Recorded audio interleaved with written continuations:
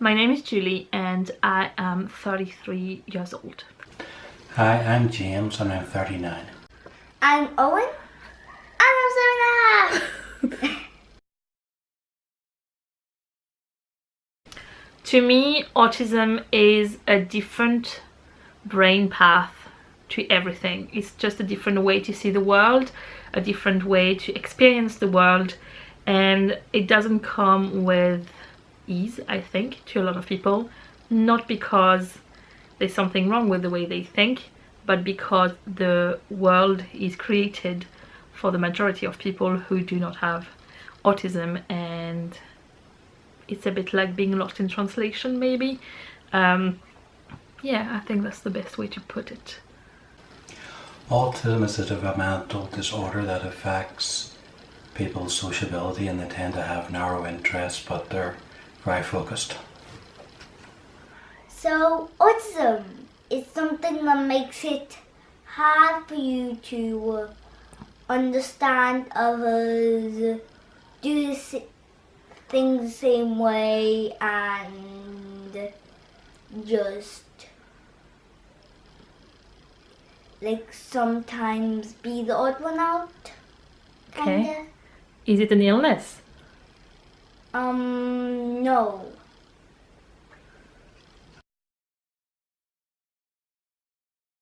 I don't really know what it feels like, because I think only people who have autism can probably answer that question properly. I can tell you what I believe, in my opinion, in my experience, some of the emotions that can be associated with it would be there is a lot of, there can be some anxiety with it, from trying new things, being in new surroundings, anything new is difficult. There can be a lot of frustration and meltdowns and tantrums that go with it, because of difficulties to communicate in the same way. I always tend to think that it's almost like a different language that is non-verbal, that you need to learn to be able to communicate in an efficient way. I believe there is a lot of patience and a lot of determination to be able to continue constantly to thrive in a world that is not tailored for you. I really admire like James and the boys for that. I do find the world overwhelming a lot myself, and I'm just thinking, when everything is difficult, it must be very overwhelming. So I admire them a lot for this. And then there's a lot of happiness too, because I think when you manage to find ways to overcome those difficulties, you tend to celebrate even more than you would otherwise. You celebrate all the small victories, they have a lot more meaning sometimes. I'm not really certain that's something you can put into words, because I don't know what it's like not to have autism, but I tend to become very focused on something to exclusion of all other things. And I tend to get caught up in tiny details that seem to be unimportant to other people, but to me seem to be extremely important, and sometimes I get stuck and I can't move on to another subject or something else until the matter's resolved in my head. It can make you feel left out, as I can't run very fast, so sometimes my best friend actually like plays games I have to run fast, and I can't run fast enough to play. And yeah. So how does it make you feel? It makes me like feel a tiny bit left out and a tiny bit sad. Okay. At the same time. Does it ever make you feel happy? Yes. One of the reasons why it makes me happy is because number one, I'm bookworm with just general. Number two, my type of autism makes it easier for me to read. So I'm in the top reading group of the class. There is still 5 better reading group, but I'm still the best one in the class. So as a wife, I don't really feel any different. I feel like we communicate maybe in different ways, but I mean, that's just like any couple would have different ways to do things. So I've never really felt that different. As a parent, I don't usually feel different, especially since now most of the people that are around us on a regular basis do know that the boys have autism. So I don't feel like I have to justify everything the way I might have felt in the past. The times where I do feel that there's a difference is when something happens with one of my children and it happens in public, and people either look at, like, stare, or people would make comments in passing. I've had situations in the past where Alfie was having a meltdown in the street, sometimes because things were too crowded, sometimes because they were too loud, sometimes because he didn't get his way, and these do still happen. And people went past and would say things like, oh, this is what you get for spoiling your child, or oh, just another spoiled child, or my children will never do this, or things like this. This doesn't help. It really doesn't help. It doesn't matter the reason of the tantrum. There's no way it will ever help. I've been aware ever since I was very young that there was a chasm of understanding between me and other people. I knew that they had thoughts and feelings, but I couldn't tell what they were, and I knew that they couldn't understand me either. Well, one way it makes me feel different is that a lot of children like play tag and hide and seek and a lot of games like that. But I'm more into video games, but some I like a lot, like, for example, The Escapists. Yeah. 2 is one, because we got that newly on another new device, the Nintendo Switch. Yeah. US one. So is your specific topic you love talking about video games, isn't it? Yeah, pretty much I talk about video games a lot.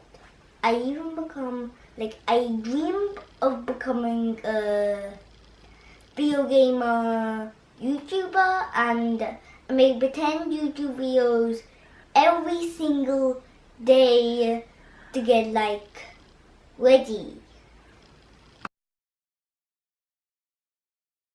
I love how fascinating it is for me. I learn new things every day, either because Owen tells me a random fact that day, like the fact that an octopus has 3 hearts and can lay so many thousand eggs a week. I can't remember. I might need to ask him again. I forgot. There's so many facts like this that come up. I love how it helps me see the world in different ways, and I'm insisting on the ways. I think the three boys in my house do see it in different ways, and I love to have my thinking challenged all the time, and this is a good way to do it, really. I learn new things constantly. I constantly have to use my imagination to find ways to cope with certain situations, and this is something I like to do. I love how it gives me a different insight in different issues. Yeah, I just really enjoy it, and I like the way that we have created this little bubble in our house where everybody can be themselves fully, and I feel in a way it has allowed me to embrace myself more as well as a person, and this is certainly a good thing. It's what makes me me and not other people. I have a very idiosyncratic view of the world. I tend to ask questions and then people stand there and scratch their heads. Well, we didn't think of that, or so I have a point of view that brings out the unusual and the strange in a situation. Well, it helped me read really fast.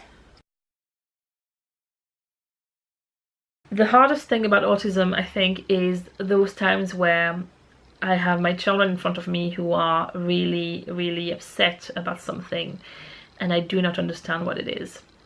And even when they try to explain, I can't, it's not something I can understand the concept of. or for Alfie, because he cannot explain, having to guess and seeing him becoming more and more and more distressed as I'm trying to guess and getting it wrong. This is certainly the hardest thing. Or seeing them struggle with things that other people take for granted at times. It's a hard job. Having to constantly adapt everything you do. Spontaneity is virtually non-existent when we go out, for example, and it's something that's hard to give up in a way, and I took for granted before that. Everything has to be prepared, like we have to prepare them for everything, otherwise if things don't go to plan, that's when it gets very tricky. So it's just having to constantly adapt everything you do to make sure it goes as smoothly as possible. I'm very happy to do it, but I'm not going to say it's easy. The most difficult thing is not understanding other people, because even when other people think they're being very clear or plain about what they want, I will just have no clue what they're going on about. And also similarly, other people find it difficult to impossible to understand me, so they make lots of assumptions which are almost always wrong. Well, one of the things is some types of autism make it hard to keep calm in crowds. And there's other stuff, but I can't remember them. If you've just been diagnosed yourself with autism, I would like to say that you don't need to change for people. You can be yourself. You just need to find those people around you that will get you and will allow you to be you.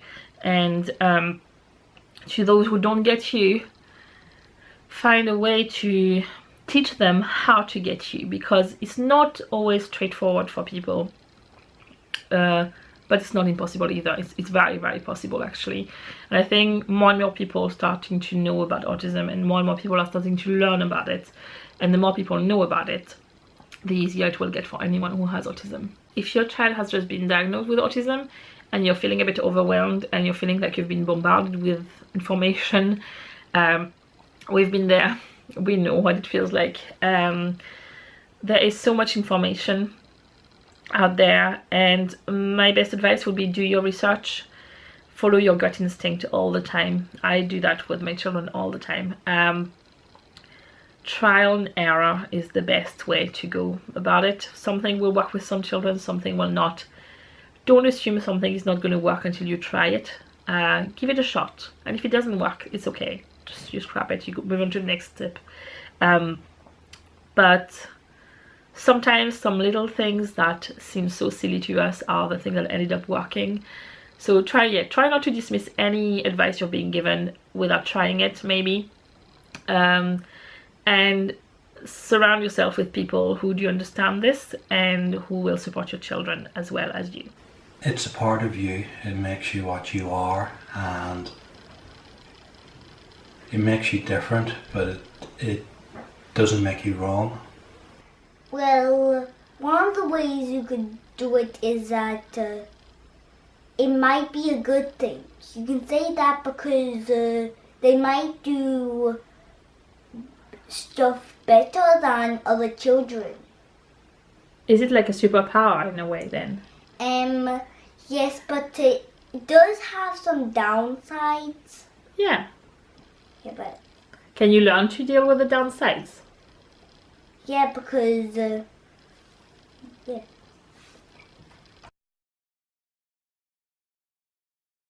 Well, the first advice is don't judge people in general, because you don't know what they are going through. And some of the ways autism is showing can sound very odd or feel very odd to some people. And that's okay. But remember that there's usually a very good reason why somebody is doing certain things in a certain way.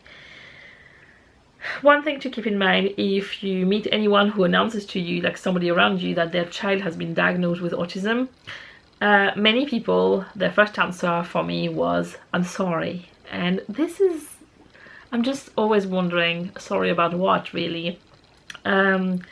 So instead of saying "I'm sorry," said, "Oh, okay, if there's any way I can help at any point, please let me know," or something like that.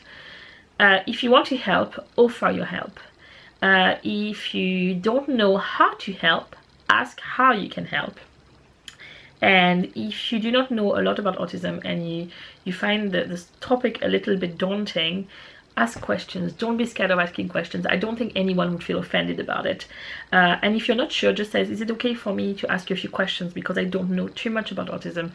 Nobody's going to get offended at that, really. And if they don't feel like they can answer, they might just say that, and that's okay.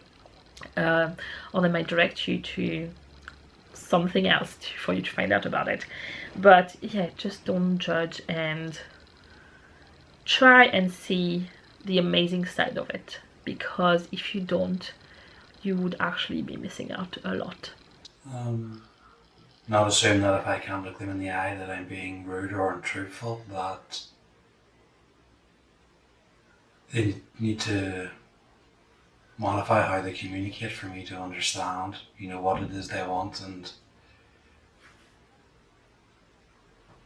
accept that sometimes I'm going to go off on a tangent sometimes, and they need to find a good way to rein me in and bring me back to the topic rather than allow me just to go off on whatever tangent interests me.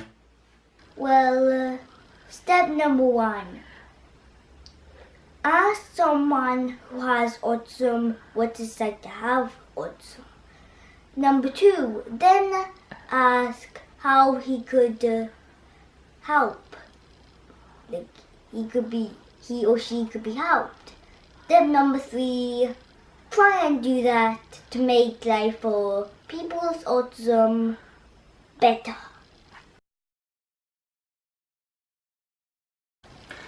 I was only diagnosed last year after my youngest son was diagnosed, and we went to my mother and said, you know, the doctors have asked us to keep an eye on his behaviour and see what happens. And my mum said, well, that was you when you were his age.